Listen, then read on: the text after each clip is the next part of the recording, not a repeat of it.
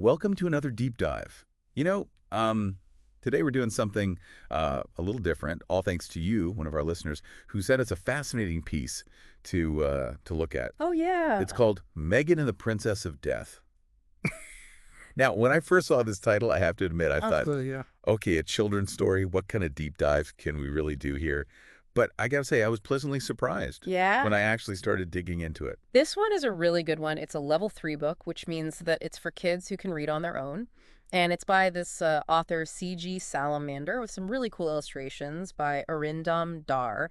And this story, it actually comes to us by way of Pratham Books' Storyweaver platform. Mhm. And it was actually shared by Free Kids Books, so you can go check that out. Yeah. And it's also available under a Creative Commons license, which is fantastic. So it's really accessible. Yeah.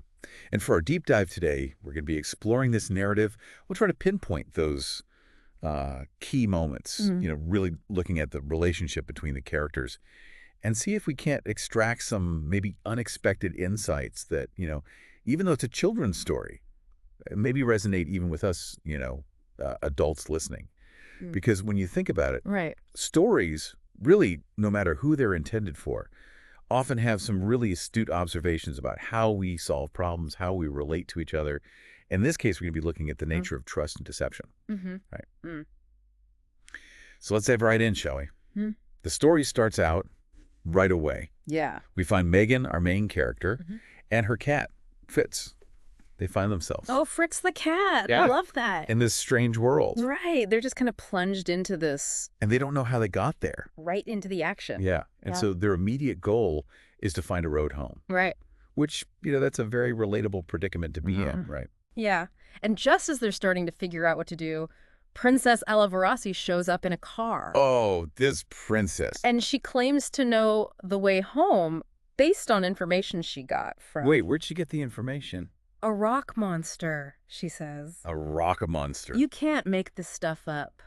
That's pretty fun. And of course, the cat Fritz is not buying it, You get that classic. Oh, Fritz knows, doesn't he? It's from the cat, like, I don't trust this princess. It's like that kind of internal animal instinct that pets have that, sometimes humans, we tend to ignore. Right. That gut feeling. But Fritz is definitely picking up on something. Exactly. And then they get whisked away in this super fast and disorienting car ride. They go from this strange world and suddenly they're hurtling into a deep, dark cave. Right. And then the princess, she's like, welcome to the Hopa place. I mean, talk about like an elevation of the stakes, right? Like suddenly they're not just in some random strange world. They're in the Hopa place and they're being told that the gate to their world is hidden within. And the princess, she explains that to get home, they have to complete 3 tasks before time runs out. And then, like all of a sudden with a loud SNP, this hourglass appears. And she tells them that the consequence of failure is, get this, burning. Oh, yikes. So, I mean, High stakes. yeah, definitely high stage. Especially for a children's story, you Yeah. don't always see that kind of... It's like they're playing for keeps. Yeah. So the first task involves this silent ferryman. They have to figure out how to convince the boatman Right. to take them across the river without speaking a word. Yeah. And the princess, of course, that classic villain move. She's like, tick-tock, tick-tock, just taunting them. Right, right. But then we see Megan, our hero. She remembers that the princess gave her this coin earlier, which seems like an insignificant detail. She gives the coin to the boatman. He ferries them across in silence, and they complete the first task. You see, this is such a great example of how sometimes the simplest solutions are the best, Yeah. And it makes you think, right? You don't always have to make a big scene or overthink things. Sometimes just using what you have in a clever way can be way more effective. Right. Right. Is that idea of resourcefulness. Yeah. Right, and thinking outside the box. So they complete task 1, and the princess, she's a little bit flustered. She's like, well, you'll never solve the next one. Right, right. But she's clearly underestimated Megan's abilities here. So task number 2 involves a bridge A bridge. that no living man can step on. Ooh, that's tricky. I mean, what would you think if you encountered that? I'd probably be racking my brain trying to figure out some kind of magic spell or, I don't know, some loophole in the wording. Yeah. Something like that. Right. But Megan, she takes a very literal approach. She's like, wait a minute, I'm not a man, I'm a girl. And Fritz, he's a cat. Of course. So they just walk right across. And you can practically see the steam coming out of the princess's ears at this point because she's so angry that Megan outsmarted her again. So for the final task, they encounter this giant three-headed dog. Oh, no, a three-headed dog. Right, which is like terrifying. Yeah. It's growling, it's slobbering, it's barking. And the challenge is they have to feed all three heads with only one biscuit. If they don't, the dog will eat them. I mean, this is like That's pretty scary stuff. Intense. Especially for a children's book. It's like something out of like a Greek myth. Right. Yeah. The princess, she actually makes it worse. She's like, oh, by the way, if you only feed one head, the other two will eat you and your cat. Thanks for that. Super helpful, right? Yeah, she's really got their best interests at heart. Yeah. So Megan, though, in her cleverness, she takes the biscuit and breaks it into 3 pieces and gives one to each head.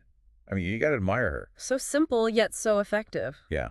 And the dog is like, crunch, munch, crunch, and they complete the final task. I love that little detail. You can really hear the dog munching away. Right. And Megan's like, we solved all the riddles. We can go home now, Frits. And then the princess drops the bomb. Oh. I lied. There is no gate. I mean, talk about a betrayal. Oh, wow. Right. That's cool. And her reason, I'm a princess and I always win. Classic spoiled princess behavior, right? Just a completely entitled, dishonest character. Yeah. And Megan, she starts to cry, which is understandable, right? Yeah, your heart really breaks for Megan at this point. I know. But then, just when all hope seems lost, the cave starts to shake. And we hear this huge booming voice. What's happening? It's Queen Pinata. Who's this now? Right. This woman who is described as being twice as tall as a palm tree. I mean, this is not someone you want to mess with. She sounds impressive. And Megan immediately calls out the princess. I solved the tasks, but the princess won't let me go home. Straight to the point. And the queen, she's like, is this true? And the princess, you can just hear the whining in her voice. I bet. Yes. But Ma. Uh-oh. And the queen shuts her down immediately. I am Queen Pinata, and there will be no buts. I love that. You go, Queen Pinata. Like, that's it. You know, you're in trouble. Yeah. And the queen orders the princess to take Megan home. Good. But the princess continues to whine, calling Megan weird because she repeats what the princess says. Oh, come on, princess. I know. But this actually leads to a really great moment where the queen points out her own little habit.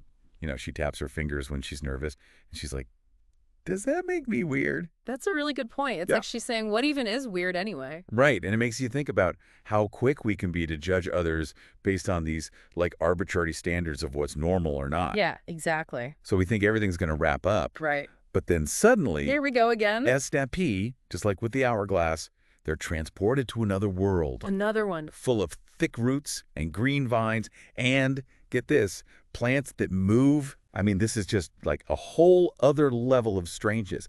And the princess, all of a sudden, she can't use her magic. So she's out of her element. She's totally out of her element. And then we hear these ominous sounds, thud, thump, thud. Oh, no. And we learn that there are tree trolls in this world. Tree troll. And they have to be completely silent or the trolls will find them.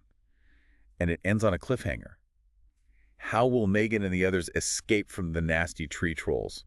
I mean, come on. Yeah, I need to know what happens next. Right. What a way to end the story.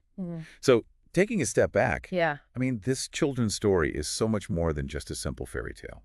It's about problem solving. It's about trust and deception. It's even a little bit about... We've got those deeper themes woven throughout. Social commentary. Exactly. And I think that's why it works so well. Yeah, it's got something for everyone. Right. Megan, she never gives up. She's constantly using her intelligence and her wit to get out of these crazy situations. Right. She doesn't rely on magic or anything like that. Yeah. It's all about her own resourcefulness. And that makes her such a relatable and inspiring character. Yeah, right. And then you have the princess, who's just the opposite. She's entitled, she's spoiled. She thinks she can always get away with anything. Yeah, she's a good reminder that even princesses don't always get what they want. And then, of course, you have Queen Pinata, who represents this, like, voice of authority and justice. And the fact that she has her own little quirks, it makes her... Yeah, she's not just some, distant, perfect ruler. Right. She feels human. So relatable. Yeah, exactly. So what did you, our listener, think of this story? What surprised you? What did you find yourself connecting with? I mean, it might be a children's story, but I think there are a lot of lessons in there that we can all apply to our own lives, no matter what age we are. Right. Right. I mean, we all face challenges. We all deal with people we can't always trust. And sometimes the simplest solutions are the best ones. So if you want to find out what happens next, we definitely encourage you to check out Megan and the Bridge of Life. Yeah, see how she escapes from those tree trolls? This just scratches the surface of all the amazing children's books out there. Right, there are so many treasures waiting to be discovered. That are free and available on platforms like Pratham Books Storyweaver and Free Kids Books. So go explore. So until next time, happy reading and keep those deep doc suggestions coming. See you next time!